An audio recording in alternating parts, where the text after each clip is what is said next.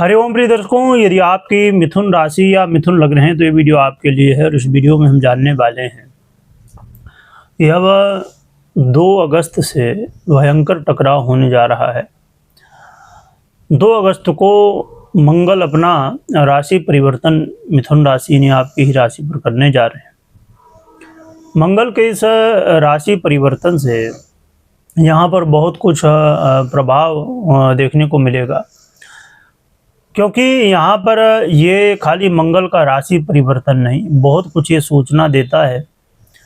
और मंगल के जो कि मंगल अभी 2 अगस्त से लेके 18 सितंबर तक इसी मिथुन राशि में रहेंगे। और अभी कहना चाहिए कि 2 तारीख को ही आएंगे। 3-4 दिन की जो बात है, यहाँ पर बुध भी रहेंगे। अभी बुध खुद मिथुन में ही है। फिर 5 तारीख को बुध अपना कर्क में गोचर करना शुरू कर देंगे। तो अभी ये 3-4 दिन इधर मंगल के साथ, ये इनके शत्रु की राशि है मंगल के। तो एक तो ये शत्रु की राशि पर रहेंगे मंगल महाराज, और दूसरी बात ये कि मंगल अग्नि है, ठीक है। और अग्नि में अब राहु की दृष्टि है मंगल के ऊपर। तो कहते हैं ना, अग्नि में घी डालने वाला काम राहु करने जा रहे हैं। और ये अग्नि अब भड़केगी। और मैं बता दूं कि इस चैनल में आपको अब कुछ वीडियो कम मिलती हैं, क्योंकि जैसे नक्षत्र की बात हो, कोई ग्रह नक्षत्र परिवर्तन करता है या फिर कोई योग बनते, तो उसकी चर्चा हम अलग से कर रहे हैं दूसरे चैनल पे। तो वहाँ पर अब चर्चा राहु की होने जा रही है नक्षत्र वाले में, जो कि समय समय पर योग बनते, उनकी भी चर्चा हम करते हैं अलग से। तो मैं बता दूं कि राहु का भी अब नक्षत्र परिवर्तन होने जा रहा है। समझिए कि मंगल के साथ ही हो रहा है। तो राहु का नक्षत्र परिवर्तन, इधर मंगल का मिथुन राशि में आना और राहु से दृष्ट होना। फिर अब आने वाले समय में मंगल 18 तारीख को सितंबर में चले जाएंगे। कहाँ पर चले जाएंगे? अपनी कर्क राशि पर, अपनी नीचू की राशि। इनकी खुद की राशि नहीं है, चंद्रमा की राशि है। तो मंगल फिर कर्क में भी जाएंगे। और अक्टूबर में गुरु का परिवर्तन हो जाएगा। शायद आपको ध्यान होगा कि जब देवगुरु बृहस्पति का परिवर्तन हो, उस समय हमने चर्चा की। और खासकर मंगल और राहु, शनि, मंगल, यानी कि ये स्थितियां जब बनी और देवगुरु बृहस्पति का परिवर्तन हुआ, यानी कि अतिचारी हुए थे जब, तो इसकी हमने चर्चा की थी कि अब देश दुनिया में क्या घटनाएं घटी, वो घटित भी हुई हैं।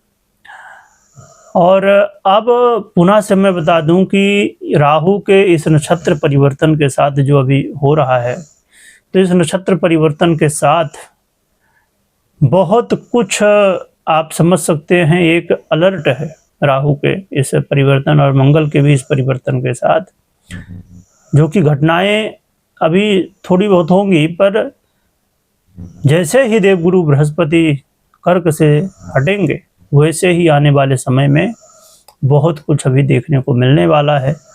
और राहु के नक्षत्र परिवर्तन की वीडियो में हमने कुछ समझा भी है कि अभी कुछ चीज़ें बाकी थी, वो अभी होंगी।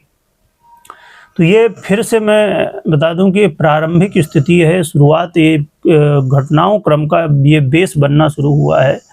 तो थोड़ी बहुत घटनाएं होना शुरू होंगी आने वाले समय में। और आपको ध्यान हो कि मैंने बताया था कि ये घटनाएं तो घटेंगी, पर जैसे ही देवगुरु बृहस्पति आएंगे और देवगुरु बृहस्पति के आते ही चीज़ें सामान्य होना शुरू होंगी और सामान्य रहेंगी। पर अंदर से ये आग अभी बुझी नहीं, भड़क रही है।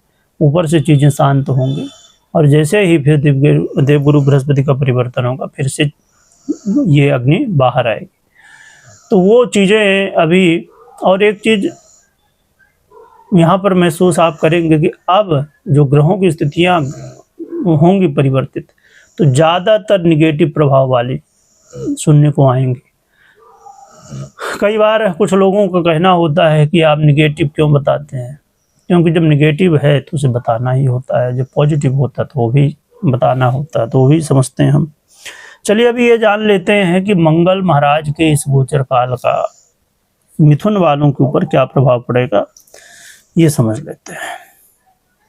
प्रिय दर्शकों, मैं बता दूं कि यहाँ पर मंगल महाराज का ये मिथुन राशि पर गोचर करना और राहु का दृष्टि, ये थोड़ा सा इस समय आपको निर्णय लेने में ज़रा ध्यान रखना है।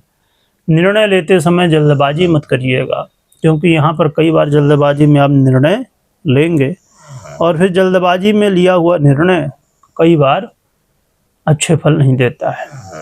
यहाँ ये समय आपके जीवन में बहुत महत्वपूर्ण हो सकता है। ये समय आपको कई अवसर दे सकता है, कई अपॉर्चुनिटी दे सकता है, परंतु आपको ये समझना होगा कि कौन सी अपॉर्चुनिटी आपके लिए ठीक है, कौन सी नहीं है। इस चीज़ को आप समझिएगा। खासकर मैरिज लाइफ में बहुत ध्यान रखिए कि क्रोध मत करिए, आरोप प्रत्यारोप करने से बचिएगा, क्योंकि यहाँ पर ये चीज़ें हो सकती हैं। व्यापार में उतार चढ़ाव थोड़ा होगा, तो इसमें सतर्क रहिए और सभी से मिलजुल के रहिए, प्रेम से रहिए, घर परिवार हो या बाहर हो, जहाँ पर भी। प्रॉपर्टी वगैरह लेने से इस समय यदि आप ले रहे हैं या कुछ ऐसा, तो सब चीज़ों को अच्छे से जान समझ के फिर लीजिएगा। इसके अलावा आपको लॉटरी, जुआ, सट्टा, इन सब चक्कर में नहीं पड़ना है। भगवान की जो कृपा होगी वो मिल जाएगा, क्योंकि कुछ अवसर भी मिलने वाले हैं, पर बहुत ज़्यादा जो चीज़ें ना समझ में आए उनमें नहीं पड़ना है। तो ये कुछ प्रभाव यहाँ पर मंगल महाराज के होंगे। पर एक चीज़ ध्यान में रखिए कि मंगल का ये गोचर काल मिथुन पर ही हो रहा है, तो आपको विशेष सतर्क रहना है और ये ध्यान देना है कि कोई भी काम हो सोच समझ के। ये वैसे भी मिथुन राशि बहुत महत्वपूर्ण है और कहा जाए कि मिथुन राशि वाले बहुत बुद्धिमान होते हैं, पर कई बार जब राहु जैसे ग्रह की यहाँ पर दृष्टि हो तो व्यक्ति का जो बुद्धि का लेवल है वो बहुत तेज़ी से फास्ट हो जाता है, समझिए। पर अधिकता किसी भी चीज़ की फिर नुकसानदायक हो जाती है, ये भी है। तो यहाँ पर इसीलिए थोड़ा ध्यान रखिएगा। तो ये कुछ प्रभाव मंगल के इस परिवर्तन के साथ मिलेंगे।